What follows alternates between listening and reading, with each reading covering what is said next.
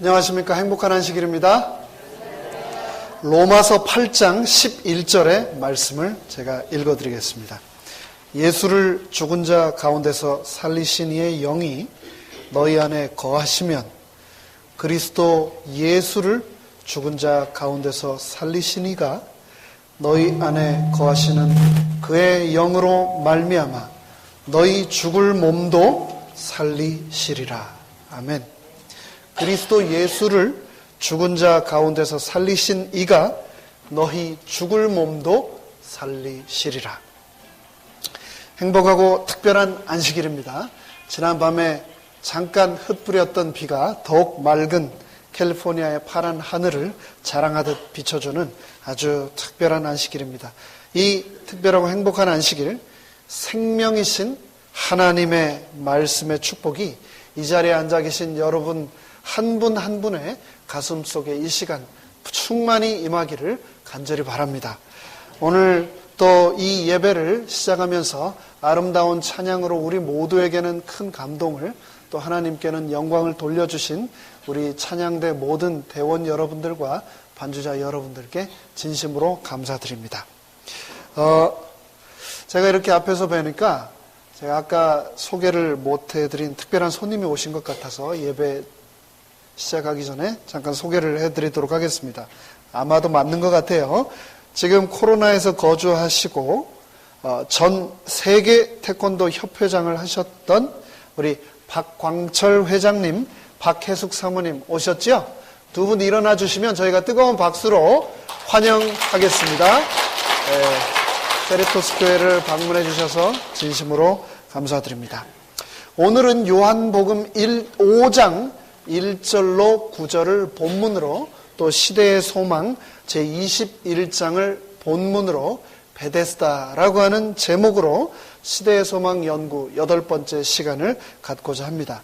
먼저 말씀을 시작하기 전에 오늘의 성경 본문인 요한복음 5장 1절로 9절의 말씀을 저와 여러분이 교독하도록 하겠습니다. 제가 홀수절을 읽고 짝수절은 여러분께서 다 함께 읽어주시면 감사하겠습니다. 그 후에 유대인의 명절이 되어 예수께서 예루살렘에 올라가시니라.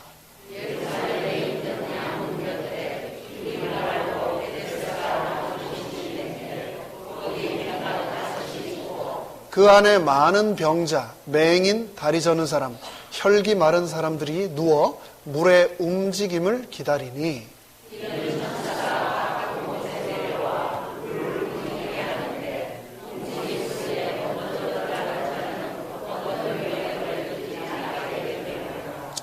거기 38해 된 병자가 있더라.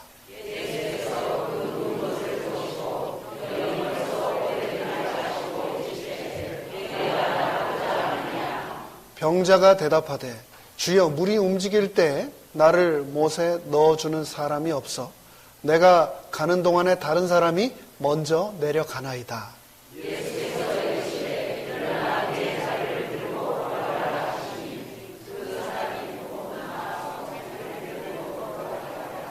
이 날은 안식일이니. 요즘에 유행어가 굉장히 많습니다. 게다가 신조어, 새로 생겨난 말들이 또 굉장히 많습니다. 그래서 따라잡기가, 업데이트하기가 참 쉽지 않습니다. 한국을 떠나온 지 오래되신 여러 성도님들은 본인 스스로 자각을 하시는지 안 그러시는지는 모르겠습니다만, 우리가 이렇게 보면은요, 지금 현재 한국에 사는 분들과 조금씩 다르게 말한다는 거 여러분 아시는지 모르겠습니다. 요즘 사용하지 않는 단어를 사용하신다던가 아니면은 조금 투박하게 말씀하시는 경우들이 있습니다. 예를 들면 이런 겁니다. 국민학교. 내가 옛날 국민학교 때 이렇게 얘기하시는데, 한국에서는 요즘 국민학교라는 말을 쓰지 않고 뭐라고 합니까? 초등학교라고 그러죠.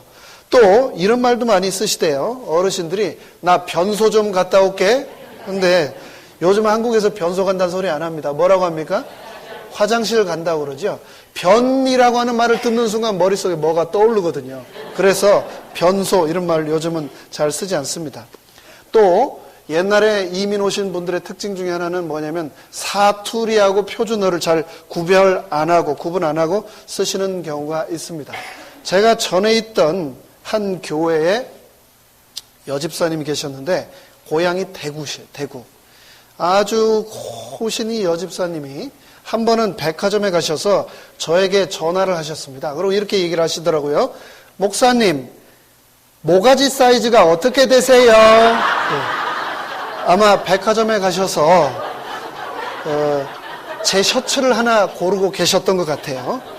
이 외모와는 어울리지 않는 입만 열면 완전 이 반전을 보여주시는 이 집사님을 제가 지금도 기억을 하고 있는데 정말 다행이라 생각을 했습니다. 와, 셔츠여서 정말 다행이다. 이 집사님이 제 모자라도 하나 고르시려고 했다면 목사님, 대가리 사이즈가 어떻게 되세요? 이렇게 하실 뻔도 했겠다라고 제가 생각을 했습니다. 그뿐 아니라 계속해서 막 새로운 말들이, 이 신조어들이 생겨나는데 여러분들은 혹시 이런 말 들어보셨나요? 어떤 물건이 믿을 수 없을 만큼 엄청난 효력이 있을 때, 와, 이 물건 진짜 무한 단물급이네? 이런 말 들어보셨습니까? 무한 단물. 이 말은요, 무엇이든지 가능하게 만들 수 있는 엄청난 효력을 가진 물건을 가리킬 때 무한 단물급이다라고 하는 말을 쓴다고 합니다. 여기에서 말하는 무한 단물이 뭔가 설명을 해드리지요. 오래전에 MBC PD 수첩이라고 하는 프로그램에 등장을 해서 많은 사람들에게 유명해진 이재록 목사가 심우하는 만민중앙교회에서 파는 물입니다. 그 물 이름이 무한단물인데 이 물이 전라남도 무안에서 지하수를 통해 땅을 파서 이렇게 채취된 물인데 이 바닷가에서 샘을 우물을 팠는데 바닷물이 아닌 짠물이 아닌 민물이 나왔다. 근데 그 시골에서, 그 전라도 시골에서는 먹는 민물을 단물이라고 그럽니다. 바닷물은 짠물이라고 그러고. 그러니까 그 무안에서 나온 민물을 무안단물이라고 말을 하는 거죠. 이재록 목사의 고향인 이 무안에서 가져온 이 물을 그 교회에서는 창조의 근본된 권능의 단물이라 이름을 붙여가지고 자그마한 스프레이, 이 분무기에 넣어가지고 지금도 팔고 있습니다. 그런데 그 교회 홈페이지에 가보면은 이 창조의 근본된 권능의 단물, 무한 단물을 사용하고 난 후기, 효과를 남긴 이 간증 사례 글들이 굉장히 많이 올라와 있는데 그걸 읽어보면 정말 대단합니다. 얼굴에 뿌렸더니 여드름이 다 사라졌어요. 종기와 습진도 다 사라졌어요. 또 놀라운 간증이 있습니다. 대머리가 머리에 뿌렸더니 수검댕이가 됐어요. 그뿐만 아니고요. 죽어가는 병아리들에게 뿌렸더니 병아리들이 다 살아나고 시들어가는 백합에 뿌렸더니 백합꽃이 활짝 다시 피었답니다. 심지어 고장난 비디오 플레이어에 뿌렸더니 비디오가 다시 재생이 되고 안 돌아가던 세탁기에 뿌렸더니 세탁기가 다시 돌아갔다는 겁니다. 또 어떤 한 분은 백화점에서 의류업을 하시는데, 옷 장사를 하시는데 하도 장사가 안 돼가지고 이 무한단물 스프레이를 옷에다 뿌렸더니 그때부터 갑자기 불티나게 이 옷이 다 팔려서 대박이 났다라고 하는 간증의 글도 올라와 있습니다. 이 사실을 고발한 기자가 그 사실을 그 교회 교인에게 아니 도대체 이 물이 무슨 만병통치약이라도 됩니까? 라고 인터뷰를 하며 물었습니다. 그러자 그 교인이 뭐라고 얘기했냐면 거침없이 그럼요, 믿음으로 먹고 뿌리고 발라보십시오. 다 낫습니다. 라고 대답을 하는 겁니다. 그런데 제가 그 교회 홈페이지에서 사용 후기를 읽다가 유독 이 물이 탁월한 효염을 보이는 부분이 있는데 유독 그 간증이 굉장히 많았습니다. 그게 뭐냐면 눈에 뿌리면 쌍꺼풀이 생긴다는 겁니다. 정말 대단한 효염을 가진 물 아닙니까? 그런데 생각을 해보십시오. 이게 말이나 되는 얘기입니까? 어떻게 그런 사실을, 이런 간증을 믿을 수 있을까? 이 정신 나간 사람 아니고 물 뿌린다고 모든 병이 다 낫고 가전제품까지 다 고친다는 이 말을 어떻게 믿을 수 있을까?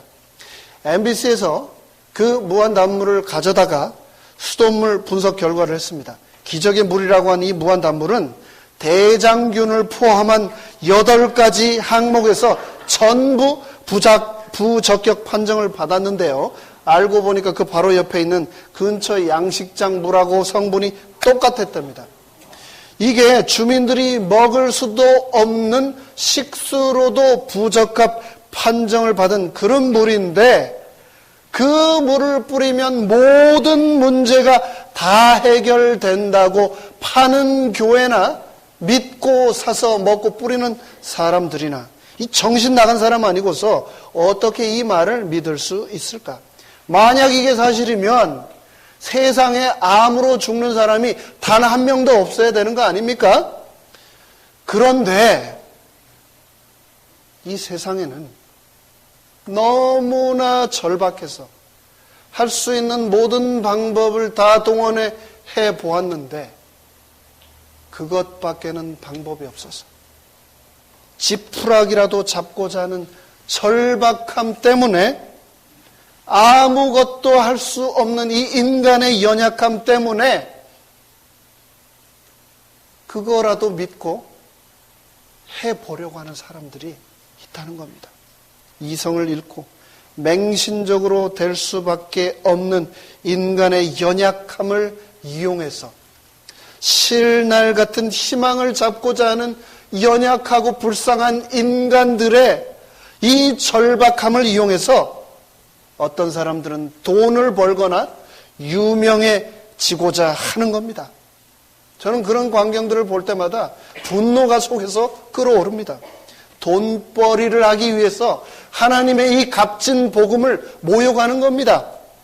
아버지의 집을 강도의 구렬, 장사하는 집으로 만드는 거죠. 이런 일들이 우리 주위에 얼마나 많은지 모릅니다. 여러분 생각하시기에 아이고 한국 사람들 못 말려 참 별 사람들이 다 있어 라고 생각하실지 모르겠습니다. 그런데 봤더니 한국 사람만 그런 게 아니더라고요. 피터 파버프라고 하는 1946년생 독일계 미국인 방송 전도 목사, 이 사람은 스스로 선지자이고 병을 치료하는 신유의 은사를 받았다라고 하는 사람입니다. 케이블 유선 방송 TV에 보면 가끔 이 사람이 나와서 설교 집회하는 게 나옵니다. 근데 이 사람이 피터 파버프 미니스트리라고 하는 선교 단체를 만들어서 운영을 하고 있는데요. 이 사람이 미라클 스프링 워터, 기적을 일으키는 생수라는 것을 만들어서 방송에서 판매하기 시작했습니다. 그 방송을 보면은 작은 비닐 튜브에 있는 이 기적의 생수를 설명서에서 지시하는 대로 따라 마시면 하나님께서 슈퍼내추럴 머니를 내 뱅크 어카운트로 트랜스퍼 해 주신다는 겁니다. 이 물을 사용 설명서대로 복용을 하면 debt-free living을 살 수 있다는 겁니다. 내 인생의 모든 빚이 사라진다라고 얘기를 하고 있는 겁니다. 그러면서 이대로만 하면 divine money가 내 어카운트로 트랜스퍼돼 들어오기 시작한다. 하나님이 내 은행 계좌로 돈을 넣어주신다. 그러면서 in order for the water to do its thing, 기적이 일어나기 위해서는 you first need to give Papav a little seed money just to let God know you're serious. 기적을 간절히 원한다면 그 원한다는 표시로 누구에게? 이 피러 목사의 은행 계좌로 종잣돈을 먼저 보내야 한다라고 말을 하는 겁니다. 이 사람의 거짓말이 이 계명천지 미국 땅에서 먹혔을까요? 안 먹혔을까요? 먹힌 정도가 아니라 이 목사가 이 물을 팔아서 갑부가 됐습니다. 물 장사를 해서 갑부가 됐습니다. 제가 위키피디아로 검색을 해봤습니다. 물 팔아가지고 돈을 많이 벌어가지고 2007년도에 브래드버리 가깝죠. 거기에 4.5 밀리언을 주고 집을 사가지고 거기서 포르쉐를 몰고 산다라고 나와 있었습니다. 그래서 제가 궁금해가지고 구글 맵을 한번 서치를 해봤어요. 어딘가, 이 사람 집이 어딘가 이렇게 봤더니 이왕수 장로님 댁에서 굉장히 가깝던데요. 혹시 장로님 이웃이라고 이 물 좀 안 주던가요? 이런 어처구니 없는 일들이 오늘날만 일어나는가? 그런데 또 그게 아닙니다. 성경에 보면, 바로 오늘 우리가 읽었던 요한복음 5장에 보면 옛날 예수님이 계시던 때도 똑같이 이런 일들이 일어났던 겁니다. 2000년 전 예루살렘 성의 동북쪽에는 성 안으로 들어가던 여러 문들이 있었는데 그 중에 sheep gate, 양문이라고 하는 작은 문이 하나 있었습니다. 그 문은 양을 몰고 들어가던 문, 제사 드리러 다니던 사람들이 지나다니던 문이었습니다. 그 문을 통해서 예루살렘 성 안으로 들어가면 작은 못이 2개가 있었는데 그 중에 하나가 바로 베데스다라고 하는 연못이었습니다. 북쪽 갈릴리 지역에서 온 많은 순례자들이 명절 때 하나님께 제사 드리기 위해서 양을 끌고 지나가던 그 양문을 통해 들어가면 바로 만나게 되는 첫 번째 연못. 그 연못의 이름이 무엇이었다고요? 베데스다였다는 겁니다. 베데스다, 벳, 집이라고 하는 뜻이죠. 그리고 헤세드, 하나님의 은혜와 자비, 사랑. 말 그대로 The house of grace, 은혜의 집, 자비의 집. 이 이름 자체만으로도 얼마나 우리에게 큰 감동을 줍니까? 그런데 이 연못은 유독 예루살렘 성 안에 있는 다른 못보다도 많은 사람들로 늘 붐비는 연못이었는데 또 거기에 특징이 하나 있습니다. 이 연못 주위에 있는 사람들은 하나같이 다 시각장애, 청각장애, 지체장애와 각종 질병에 시달리던 사람들로 늘 장사진을 이루었다는 겁니다. 장애와 병을 죄의 결과로 믿었던 그때 당시 사람들의 풍습으로 미루어 보건대 베데스다라고 하는 이 연못에 정상인들은 그리 가고자 하지 않았을 것입니다. 그곳에는 병의 치료만을 간절히 원하는 장애자와 환자들만 있었을 것인데 말 그대로 베데스다는 종합병원, 중환자실, Intensive Care Unit, ICU였을 것입니다. 그런데 바로 그곳 베데스다에 대대로 전해져 내려오는 전혀 근거가 없는 한 전설이 있었는데 그 전설은 하늘에서 천사가 내려와 호수의 물을 한번 휘저을 때 가장 먼저 호수에 뛰어드는 사람은 그 질병이 무엇이든지 간에 다 낫는다 라고 하는 전설이 있었습니다. 그 가문 예루살렘 지역에 긴 가뭄이 끝나고 비가 오기 시작하면 지하의 수로를 따라 간헐천의 물들이 연못으로 유입이 되었습니다. 예루살렘 사람들은 이때 이 물이 지하로 통해서 유입돼 들어올 때 물이 솟아오르는 것을 보고 천사가 내려와서 물을 동한다라고 생각을 하고 먼저 들어가는 사람이 낫는다라고 하는 미신을 어느새 믿게 된 겁니다. 여러분, 온천에 가면 피부병이 낫는 경우가 간혹 있습니다. 유황 성분이 풍부한 온천지대였습니다. 예루살렘 또한. 그리고 그 연못에 지하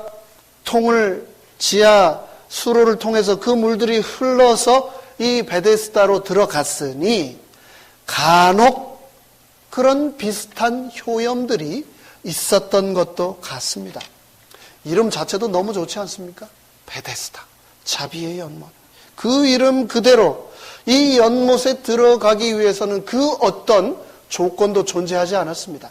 부자여야 된다던가, 또 많이 배워야 한다던가, 자유인이든지 노예이든지 이런 그 어떤 조건도 없이 누구든 그 연못에 뛰어들기만 하면 병이 어떻게 된다고요? 낫는다라고 하는 말 그대로 자비의 집이었습니다. 그런데 사실 우리가 거기에서 조금만 더 생각해 보면 이 자비의 연못이 결코 자비의 연못이 아니라는 것을 알 수 있습니다. 아주 아파서 곧 죽어가는 사람과 아주 조금 아프고 굉장히 건강한 두 환자가 있다고 칠 때 연못에 물이 동하면 이 두 사람 중 누가 연못에 먼저 더 빨리 들어갈 수 있을까요? 덜 아프고 훨씬 건강한 사람이 훨씬 그 연못에 빨리 뛰어 들어갈 수 있었겠죠. 그러면 정말 치료가 필요한 아픈 사람은 연못에 들어갈 수 있을까요? 없을까요? 들어갈 수가 없겠죠.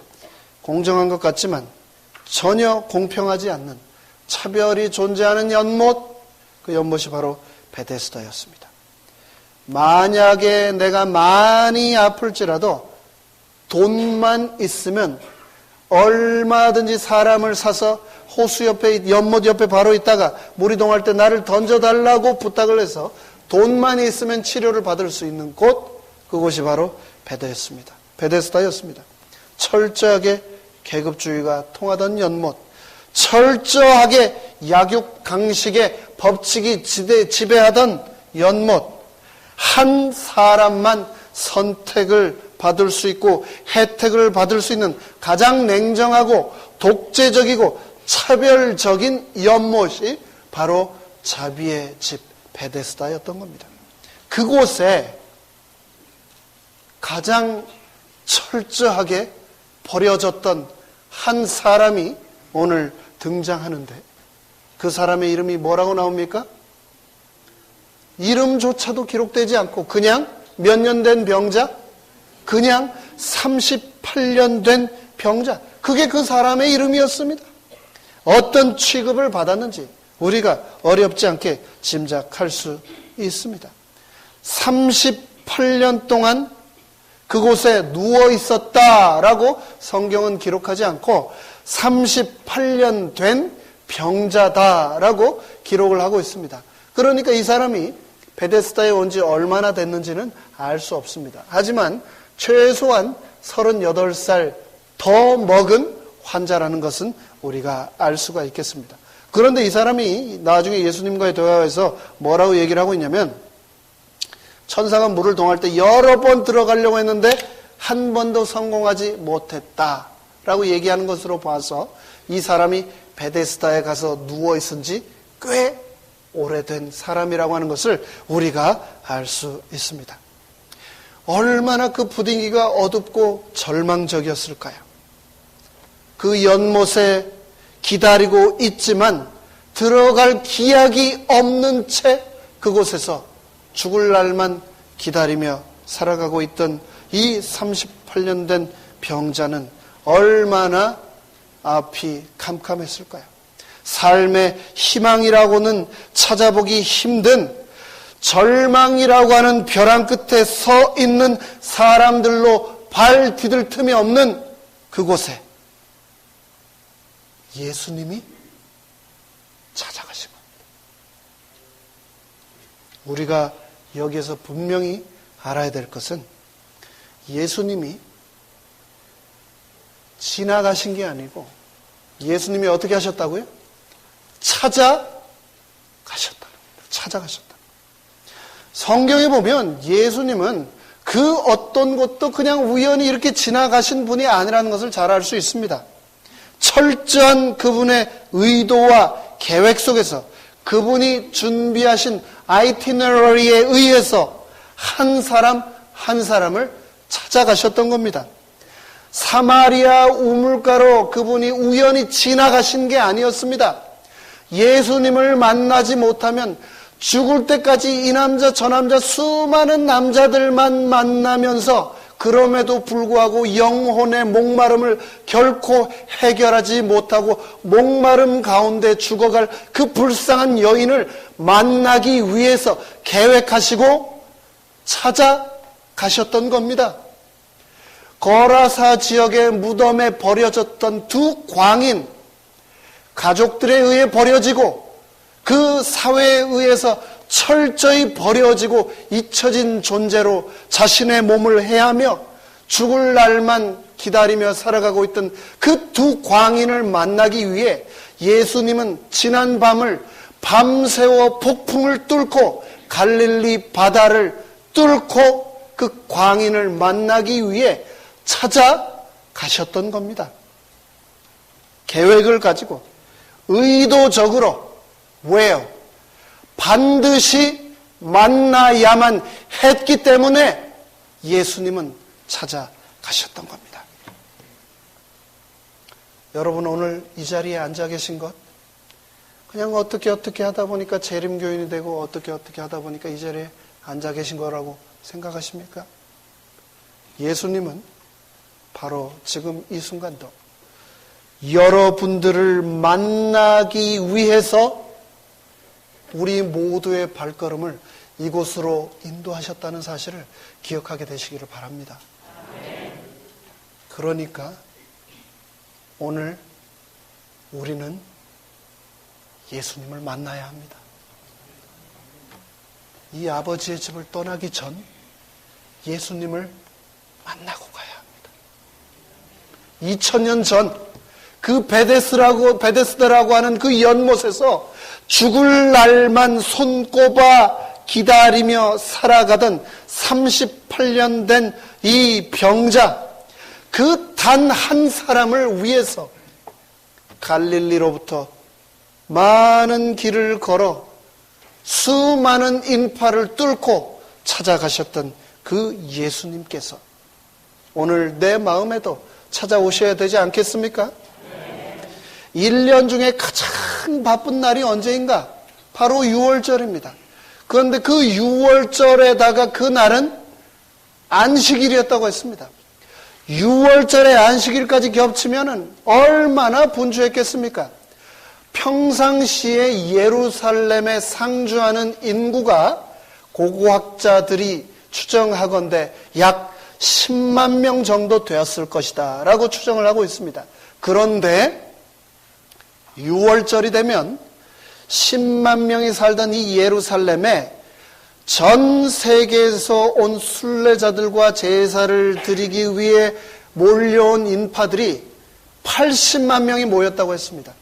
그들이 희생할 제사들을 양과 소를 끌고 그 예루살렘 성 안으로 80만 명이 사람과 가축들이 인산인해를 이루고 있었을 텐데 정말 복잡해서 사람을 구별할 수 없을 정도로 미어터지던 바로 그때였는데 누가 누군지 구별할 수도 없는 바로 그때에 수많은 80만 가운데 38년 된 죽어가는 그 병자를 만나기 위해 바로 그 사람을 만나기 위해 예수님께서 찾아오셨던 겁니다. 찾아오셨던 겁니다. 예수님이 그냥 지나가셨다면 그렇게 베데스다 옆에서 물이 동할 때마다 지나가는 인파의 환자들에게 밟혀서 언젠가는 거기서 죽어 없어질 바로 그 단 한 사람을 예수님이 찾아가셨던 겁니다.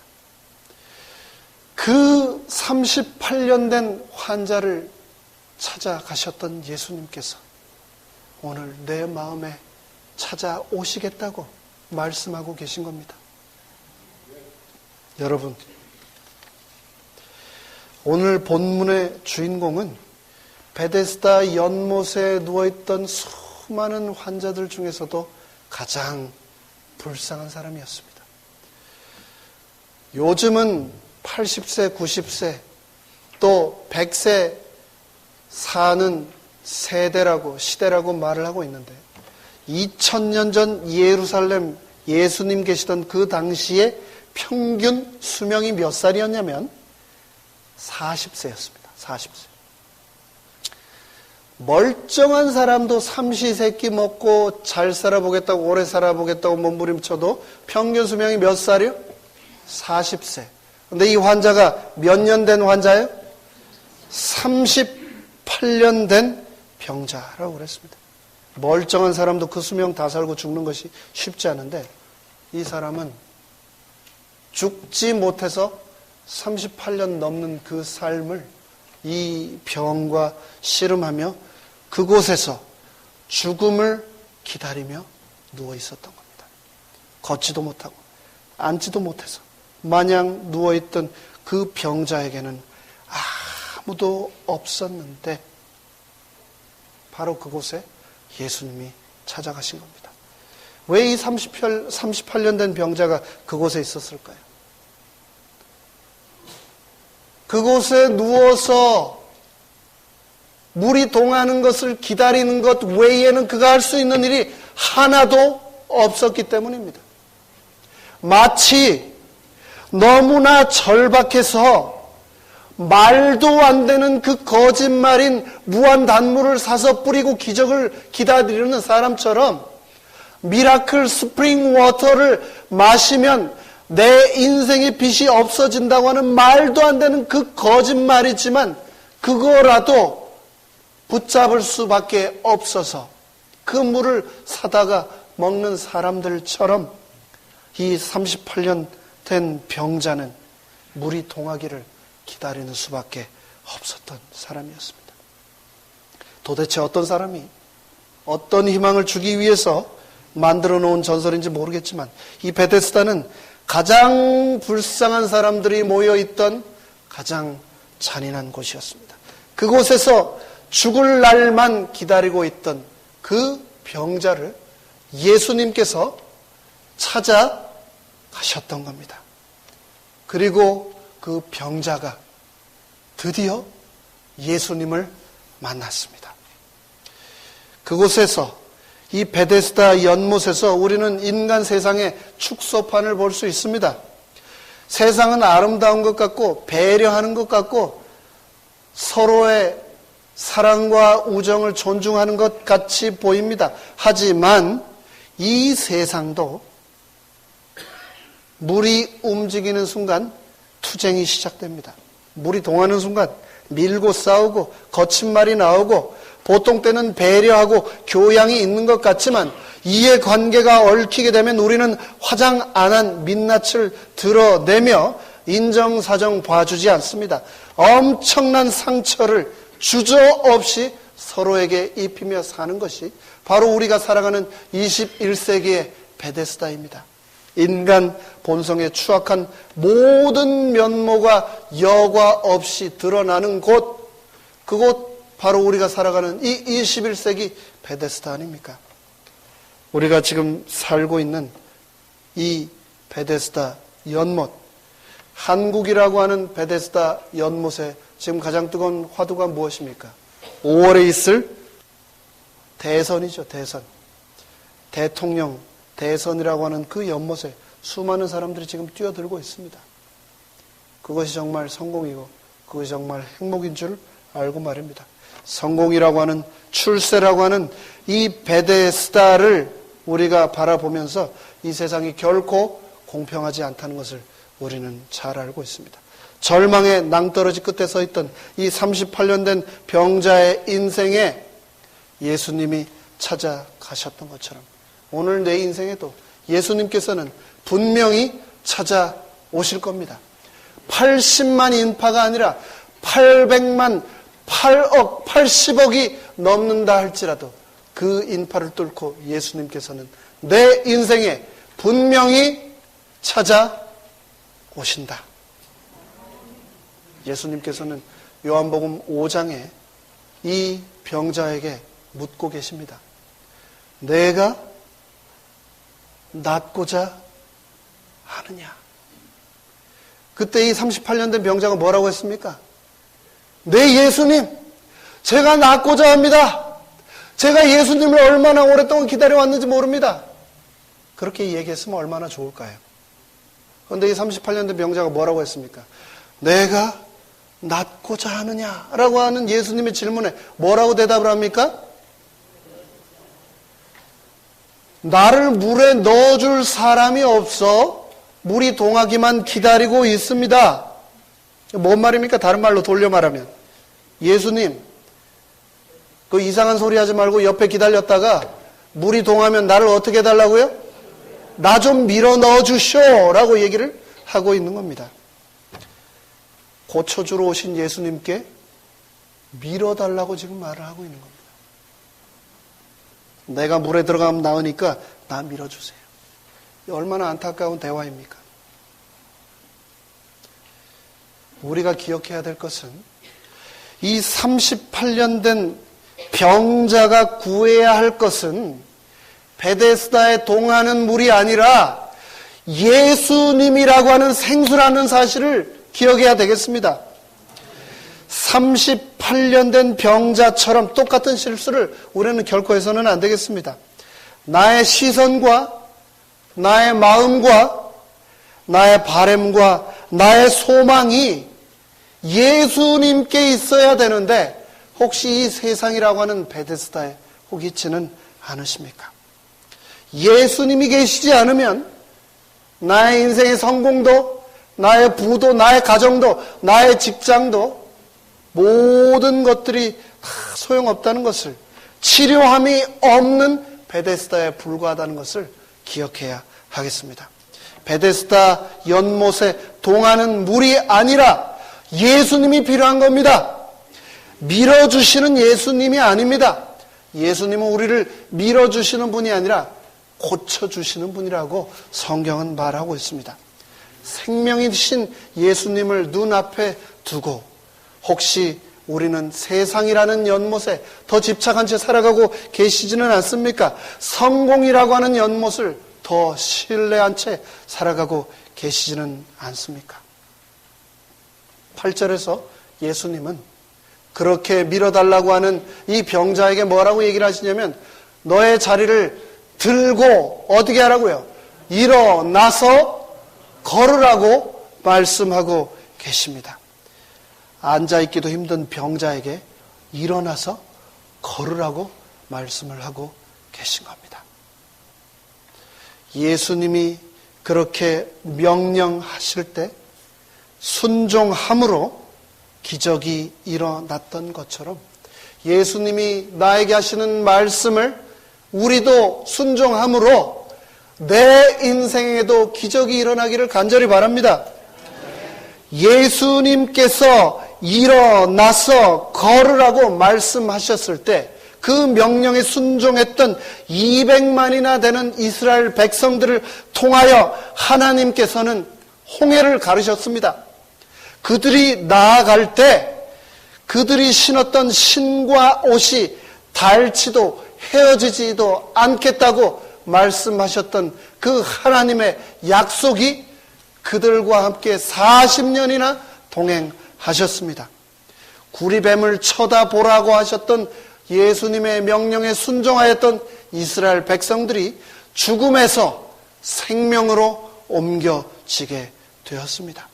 우리가 예수님의 말씀에 순종하고 우리의 처한 환경이라고 하는 돗자리를 걷어서 안고 걷는다면, 일어나 나아간다면 38년 된 병자에게 허락하셨던 인생의 기적을 내 인생에도 다시 한번 허락하실 것입니다. 내 인생의 사업의 실패, 가정의 불화, 자녀 교육의 실패, 이혼, 건강 문제, 암과 질병이라고 하는 돗자리를 들고 일어나 걸으라고 예수님은 우리에게 명령하고 계십니다. 그 말씀에 순종해서 내 인생에도 기적이 일어나야 되지 않겠습니까? 한 가지 꼭 기억해 주십시오. 이제 말씀을 마치겠습니다. 예수님은 나를 밀어주러 오신 분이 아니라 나를 구원하러 오신 분이라는 사실입니다. 예수님은 우리에게 답을 가르쳐 주기 위해서 오신 분이 아닙니다. 예수님이 답이시기 때문입니다. 예수님은 우리를 좋은 길로 안내해 주시는 분이 아닙니다. 왜요?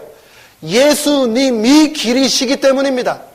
예수님은 진리가 어디 있는지 우리에게 알려주러 오신 분이 아닙니다.